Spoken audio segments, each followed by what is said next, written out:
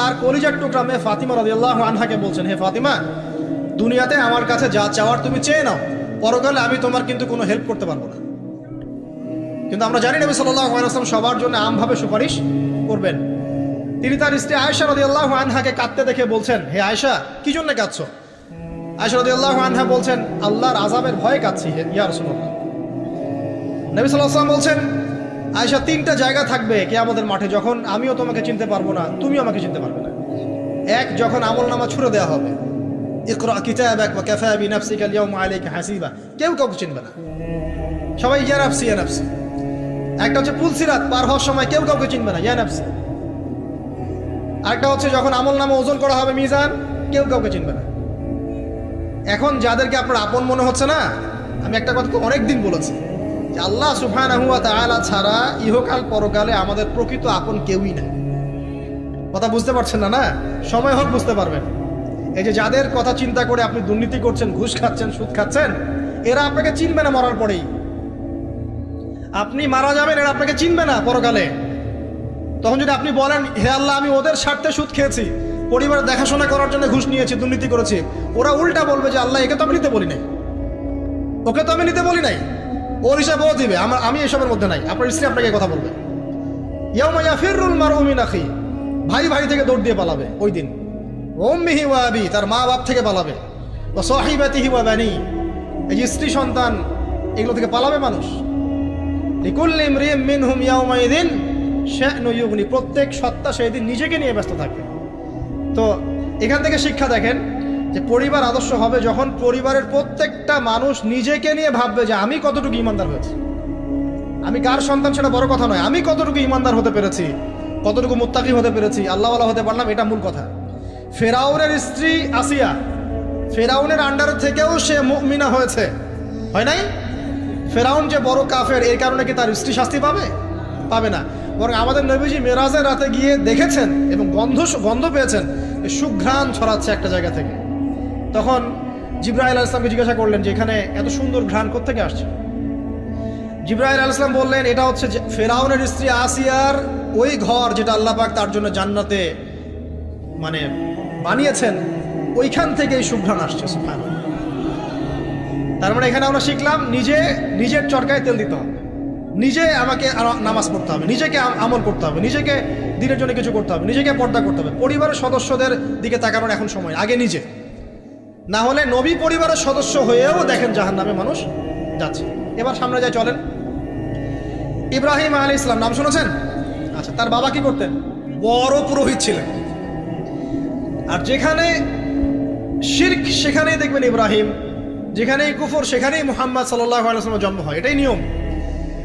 তো সেখানে আল্লাহ পাক জন্ম দিলেন ইব্রাহিম আলাইহিস সালামকে, যিনি তার পিতাকে নসিহত করছেন, আব্বা তুমি কেন লিমা তা'বুদু, তুমি কেন এমন এক সত্তার ইবাদত করো, মা লা ইয়াসমাউ, যে শুনতেও পারে না, ওয়ালা ইউবসিরু, সে দেখতেও পারে না, ওয়ালা ইউগনি আনকা শাইআ, সে তোমার কোনো উপকারও করতে পারে না, ক্ষতিও করতে পারে না।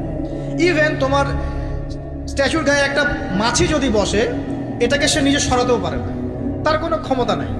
এখন তুমি কেন বাবা এর ইবাদত করছো? ইব্রাহিম আলাইহিস সালাম বলছেন। তখন তার বাবা বলছেন, আনতা রাগিবুন আন আলিহাতিনা ইয়া ইব্রাহিম, হে ইব্রাহিম, তুমি কি আমাদের এই উপাস্যদের থেকে মুখ ফিরাচ্ছ?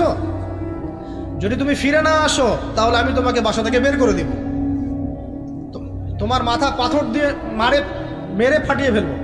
তো ইব্রাহিম আলাইহিস সালাম তর্ক করলেন না, বললেন সালামুন আলাইক, আপনার উপর শান্তি বর্ষিত হোক। এই বলে তিনি বাসা থেকে বের হয়ে গেলেন।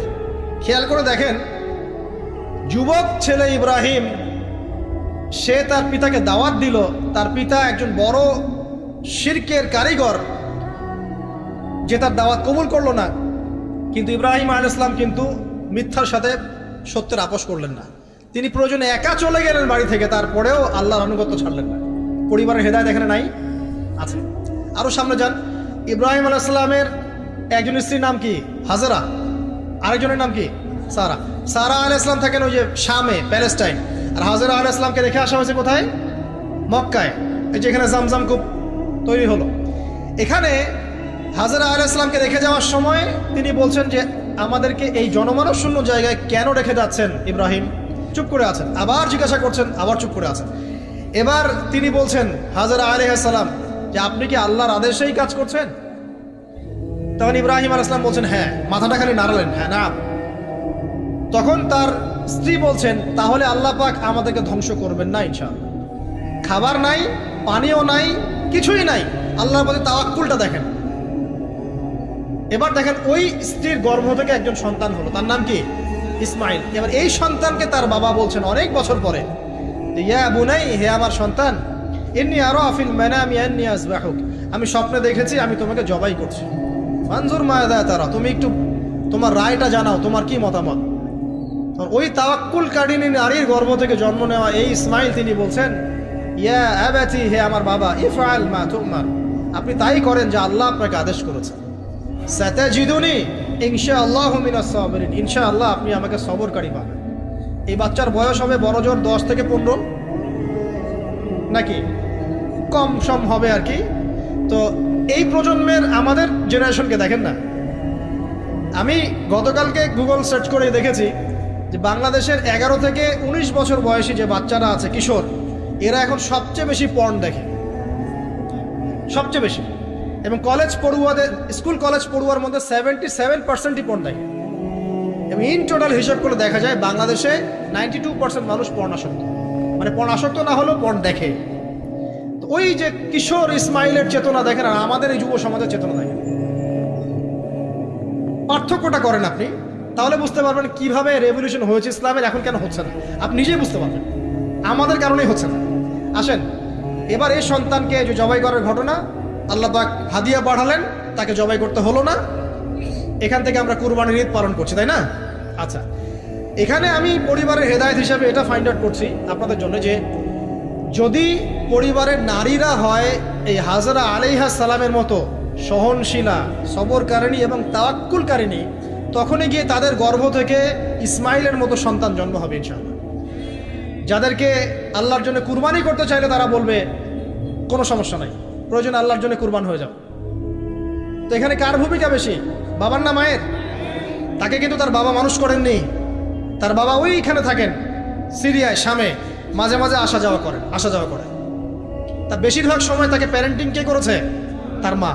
ওই মায়ের গর্ভ থেকে এমন সন্তান আশা করা যায়। তো এখনকার এই সিরিয়াল দেখা মেয়েদের গর্ভ থেকে এমন সন্তান আশা করা যায়? এখনকার ওইসব মেয়েদের গর্ভ থেকে আশা করা যায় এটা স্বামী দিতে পারলে সে খুশি, দিতে না পারলে অসন্তুষ্ট, বেজার। স্বামীকে প্রেসার দিতে দিতে, মানসিক কষ্ট দিতে দিতে স্বামীকে বুড়া বানায় ফেলে দিয়েছে। আমাদের নবীজি দোয়া করতেন আল্লাহর কাছে, আল্লাহ আমি এমন স্ত্রী থেকে তোমার কাছে আশ্রয় চাই যে আমাকে বৃদ্ধ হওয়ার আগেই বুড়া বানায় ফেলবে। বৃদ্ধ হওয়ার আগেও স্ত্রী চাইলে স্বামীকে বুড়া বানাতে পারে। দেখা যায় অনেক সময় অনেক পরিবার স্ত্রীদের মানসিক টর্চারের কারণে স্বামীরা স্ট্রোকের শিকার হয়, রোগ ব্যাধির শিকার হয়, হার্ট স্ট্রোক করে, হাই প্রেশারের শিকার হয়, পেরেশান। দিনের জন্য কাজ করা তো দূরের কথা, দুনিয়া সামলাতে তার সারাদিন চলে যায়। এই নারীরা কি হাজরা আলাইহিস সালামের মতো? যখন এমন নারীরা ঘরে ঘরে তৈরি হবে তখন দেখবেন আদর্শ পরিবার ঠিকই গঠিত হবে। তো বিয়ে করলে এই ধরনের মেয়েকে করবেন।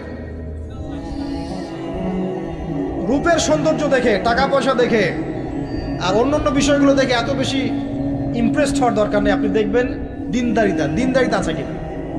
এবং দিনদারিতা কিন্তু শুধু বোরখার মধ্যেই থাকে না। আপনাকে কথা বলে প্রশ্ন উত্তরের মাধ্যমে পাত্রী দেখার সময় এগুলো যাচ করতে হবে। আপনাকে ওর মাকে দেখতে হবে, তার মা কেমন, কোন মায়ের সন্তান সে, তার মায়ের আকীদা কেমন, তার মা কেমনে চলাফেরা করে, ওর নানি কেমন, ওর পরিবারের সদস্যরা কেমন, এগুলো দেখে মেয়ে চুজ করবেন।